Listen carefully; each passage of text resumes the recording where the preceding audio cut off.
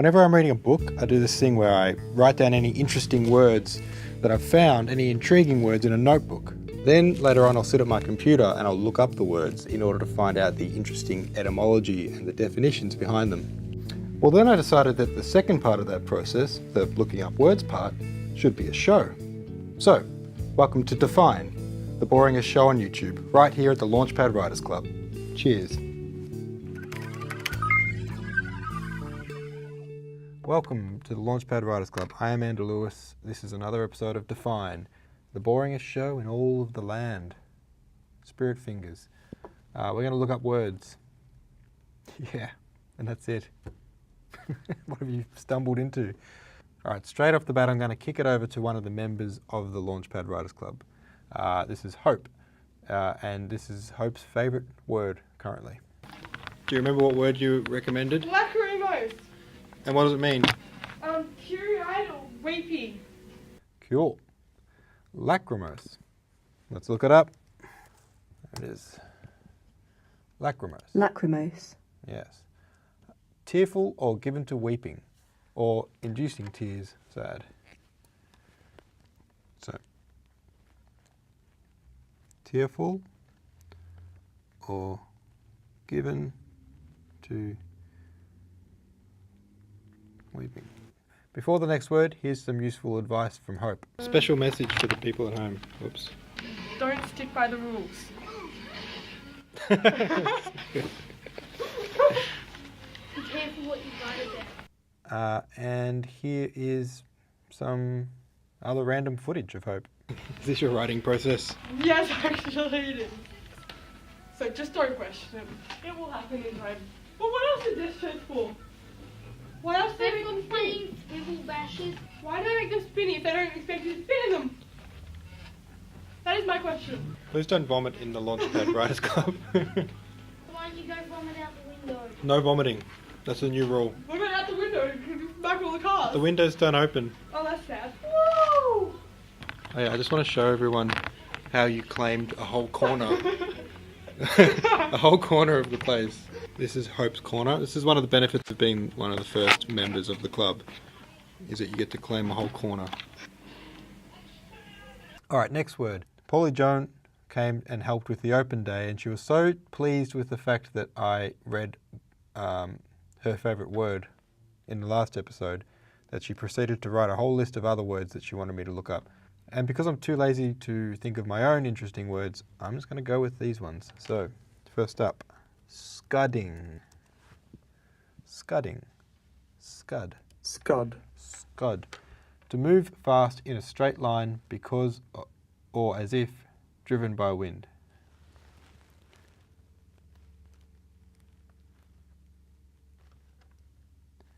To move fast in a straight line as if driven by wind. Someone after the last video, they made the comment that my handwriting is really messy and I need to write neater. To which my response is, yes, I do. You're absolutely right. But I'm 31. I'm pretty sure this is just the handwriting you're stuck with. Because you know what they say about teaching an old dog new tricks? You cannot teach an old dog new handwriting. In fact, it's pretty hard to teach a dog to handwrite in the first place, so you should be grateful. That didn't make sense. Let's move on. Chagrin. I'm not sure if I'm saying that right. Chagrin. Chagrin. Chagrin. Pretty much. It's a noun. Annoyance or distress at having failed or been humiliated. To my chagrin, he was nowhere to be seen. Annoyance / distress at having failed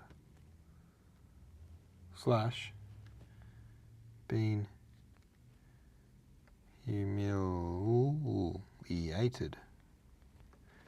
Robbie Verhagen yesterday said that my handwriting, watching me handwrite on the whiteboard, was like watching an impressionist painting do like an approximation, a low resolution version of writing. And he said I even like stop and look back and then add a little dash or a little dot there, and I thought that's pretty accurate. And also, ouch. Okay, third word, 3 out of 5. I'm doing 5 today. Prodigality. Now this word, I very confidently I was talking to Aaron, who's a really great writer, his father, who's a journalist, and his mother, who is an editor and proofreader. And the word prodigality was, we were looking at this list of words, and I said, yeah, I'm not sure what that means, but I'm pretty sure it's like the thing of being a protege, right? And we all agreed, yeah, that's definitely it, actually, when you break it down. And I was like, oh, Aaron here, because Aaron's one of the young members of the Writers Club, very talented writer, and very much a protege at writing. So we're like, oh, look at the prodigality on this kid, hey? Apparently what it really means is, because that was wrong, obviously, I'm always wrong when I try to figure out word meanings. Prodigality is excessive or extravagant spending.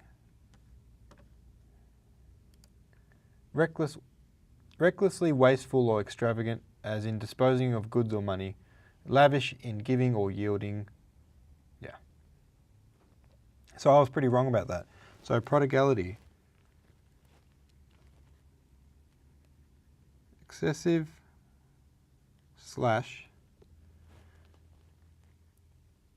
extravagant in spending. Last one, vicissitudes. Vicissitude. Vicissitude. Yes. A change of circumstance or fortune, typically one that is unwelcome or unpleasant. Or in literary meanings, it's the alteration between opposite or contrasting things. For example, the vicissitude of the seasons. Her husband's sharp vicissitudes of fortune. It's kind of hard to say. It's become less and less popular in the last 200 years. Vicissitudes. A change, circumstances,